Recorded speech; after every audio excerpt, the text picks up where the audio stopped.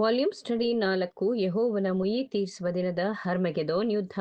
ಅಧ್ಯಾಯ 7 ರಾಷ್ಟ್ರಗಳು ಒಟ್ಟುಗೂಡುವುದು ಮತ್ತು ದೇವರ ರೌದ್ರದ ಮಹಾ ಬೆಂಕಿಗಾಗಿ ಅಂಶಗಳ ಪೂರ್ವಸಿದ್ಧತೆ. ಪುಟ 199. ಮುಂದಿನ ಶೀರ್ಷಿಕೆ ಐಶ್ವರ್ಯವಂತರನ್ನು ಬಹಳ ಕಠಿಣವಾಗಿ ಖಂಡಿಸಲಾಗಿದೆಯೇ?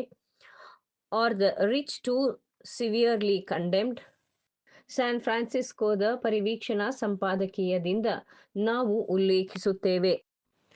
ಮಿಸ್ಟರ್ ಡಬ್ಲ್ಯೂ ಕೆ ವಾಟರ್ಬಿಲ್ಟ್ನ ಬೃಹತ್ British steam yacht Valiant mister F W ವ್ಯಾಡರ್ಬಿಲ್ಟ್ನ ಬ್ರಿಟಿಷ್ ಸ್ಟೀಮ್ ಯಾಚ್ ನ್ಯೂಯಾರ್ಕ್ ರೇವನ್ನು ಸೇರಿಕೊಂಡಿದೆ. ವ್ಯಾಲಿಯಂಟೆನ ಬೆಲೆ $800,000. ಇದು 60 ಸೆಂಟ್ಗಳ 15 ಮಿಲಿಯನ್ ಕೊಳಗದಷ್ಟು ಗೋಧಿಯ ಉತ್ಪತ್ತಿಯನ್ನು ಪ್ರತಿನಿಧಿಸುತ್ತದೆ, ಅಥವಾ ಇದು ಕಡೆ ಪಕ್ಷ 8,160 ಎಕರೆ ಕೃಷಿಯ ಸಂಪೂರ್ಣ ಉತ್ಪನ್ನವಾಗಿದೆ. ಬೇರೆ ಮಾತಿನಲ್ಲಿ ಹೇಳಬೇಕೆಂದರೆ 8,000 ರೈತರು, 40,000 ಪುರುಷರು, ಸ್ತ್ರೀಯರು ಮತ್ತು ಮಕ್ಕಳನ್ನು ಪ್ರತಿನಿಧಿಸುತ್ತದೆ. ಅವರು ಬಿಸಿಲಿರಲಿ ಬಿರುಗಾಳಿ ಇರಲಿ ದುಡಿದು ಮಿಸ್ಟರ್ ವ್ಯಾಡರ್ಬಿಲ್ಟ್ನನ್ನು ವಿದೇಶಿ ನೌಕಾಂಗಣವನ್ನು ಕಟ್ಟಲು ಸಕ್ರಿಯಗೊಳಿಸಿದರು. ಅಂತಹ ಸಂತೋಷ ವಿಹಾರ ನೌಕೆಯನ್ನು ಯಾವ ಯುರೋಪಿಯನ್ ಸಾರ್ವಭೌಮನೂ ಹೊಂದಿರಲಾರನು. ಅದರ ನಿರ್ಮಾಣಕ್ಕಾಗಿ 1,000 ಕುಶಲ ಕೆಲಸಗಾರರ 1 ವರ್ಷದವರೆಗಿನ ದುಡಿತದ ಅವಶ್ಯಕತೆ ಇತ್ತು.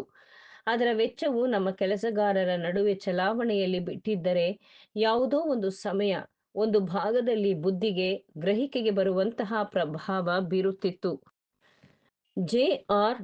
ಬ್ಯೂಚನನ್ನು ಅರೀನಾದಲ್ಲಿ ಐಶ್ವರ್ಯವಂತರ ಹೃದಯಹೀನ ಆಡಂಬರದ ಬಗ್ಗೆ ಮಾತನಾಡುತ್ತಾ ಹೀಗೆ ಹೇಳಿದರು: ಅದರ ಅಪರಾಧದ ಚಟುವಟಿಕೆಯು ನಿಷ್ಕಾರಣವಾಗಿ ಇತರರ ಸಂತೋಷ ಮತ್ತು ಜೀವನವನ್ನು ನಾಶಪಡಿಸುವಂತೆ, ತನ್ನ ಸ್ವಾರ್ಥದ ಉದ್ದೇಶವನ್ನು ಸಾಧಿಸುವಂತೆ ಅಷ್ಟೇನೂ ಹೃದಯಹೀನ ಉದ್ದೇಶಯುಳ್ಳವನಾಗಿರುವುದಿಲ್ಲ.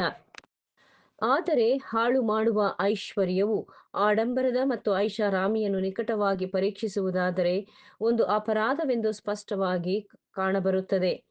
ಹಣವು ನೀರಿನಂತೆ ಮತ್ತು ಗಾಳಿಯಂತೆ ಮುಕ್ತವಾಗಿದ್ದರೆ, ಸೈರಾಕಸ್ನ ಬಿಲಿಯಾಂತರಿಯಂತೆ ತನ್ನ ಕುದುರೆಗಳಿಗಾಗಿ ಒಂದು ಕುದುರೆ ಲಾಯವನ್ನು $700,000 ಕಟ್ಟುವುದರಲ್ಲಿ, ಅಥವಾ ನ್ಯೂಯಾರ್ಕ್ನ ಆಸ್ಟರ್ನಂತೆ $50,000 ಭೋಜನದ ಮೇಜಿನ ಸೇವೆಗೆ ಖರ್ಚು ಮಾಡುವುದರಲ್ಲಿ ಯಾವ ಹಾನಿಯೂ ಇರುತ್ತಿರಲಿಲ್ಲ. ಆದರೆ ಪ್ರತಿ ಡಾಲರ್ ಸರಾಸರಿ ದಿನದ ಕೂಲಿಯನ್ನು ಪ್ರತಿನಿಧಿಸುತ್ತದೆ. ಹಾಗಾಗಿ $700,000 1,000 ಜನರ 2 ವರ್ಷ ಮತ್ತು 4 ತಿಂಗಳ ವೇತನವನ್ನು ಪ್ರತಿನಿಧಿಸುತ್ತದೆ, ಅಲ್ಲದೆ 700 ಜೀವಗಳನ್ನು ಪ್ರತಿನಿಧಿಸುತ್ತದೆ. $1,000 ಒಂದು ಮಗುವಿನ ಮೊದಲ 10 ವರ್ಷಗಳ ಖರ್ಚನ್ನು ಪ್ರತಿನಿಧಿಸುತ್ತದೆ ಮತ್ತು ಎರಡನೆಯ 10 ವರ್ಷಗಳ ಖರ್ಚನ್ನು ಆತನ ದುಡಿಮೆಯಿಂದ ಪೂರ್ತಿಯಾಗಿ ಮರುಪಾವತಿಯಾಗುತ್ತದೆ. ಆದದರಿಂದ ಅಲಂಕಾರಿಕ ಕುದುರೆ ಲಾಯ 700 ಜೀವಗಳ ಭೌತಿಕ ಆಧಾರವನ್ನು ಪ್ರತಿನಿಧಿಸುತ್ತದೆ ಮತ್ತು ಮಾಲೀಕನು ಅದರ ಮೌಲ್ಯವನ್ನು ಇವರ ಜೀವಗಳಿಗಿಂತಲೂ ಹೆಚ್ಚಿನದಾಗಿ ಕಂಡನು. ಹಾಗಾಗಿ ಆತನು ತನ್ನ ಆಡಂಬರವು 700 ಜನರ ಸಾವಿಗಿಂತಲೂ ಸಂತುಷ್ಟವಾದದ್ದು ಎಂದು ಎಣಿಸಿದನು.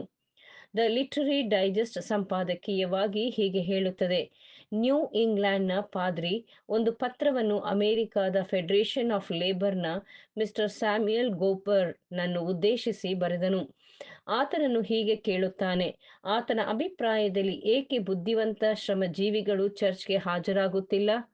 ಉತ್ತರವಾಗಿ, ಗೋಂಪರ್ಸ್ ಒಂದು ಕಾರಣವು ಚರ್ಚ್ಗಳು ಮೊದಲಿನಂತೆ ಶ್ರಮಜೀವಿಗಳ ನಿರೀಕ್ಷೆಗಳಿಗೆ ಮತ್ತು ಆಕಾಂಕ್ಷೆಗಳಿಗೆ ಮನಮುಟ್ಟುತ್ತಿಲ್ಲ, ಹಾಗೂ ಅವರ ದುಸ್ಥಿತಿ ಮತ್ತು ತೊಂದರೆಗಳೊಳಗೆ ಸಹಾನುಭೂತಿಯಿಂದ ಹೊರಗಾಗಿದ್ದಾರೆ. ಮಿಲಿಯಾಂತರ ಶ್ರಮಜೀವಿಗಳಿಗಾಗುತ್ತಿರುವ ತಪ್ಪುಸರಿಗಳ ಬಗ್ಗೆ ಬೋಧಕರಿಗೆ ಗೊತ್ತಿಲ್ಲ, ಅಥವಾ ತಮ್ಮ ಪ್ರವಚನ ವೇದಿಕೆಯಿಂದ ಅದನ್ನು ಪ್ರಕಟಿಸಲು ಧೈರ್ಯವಿಲ್ಲ.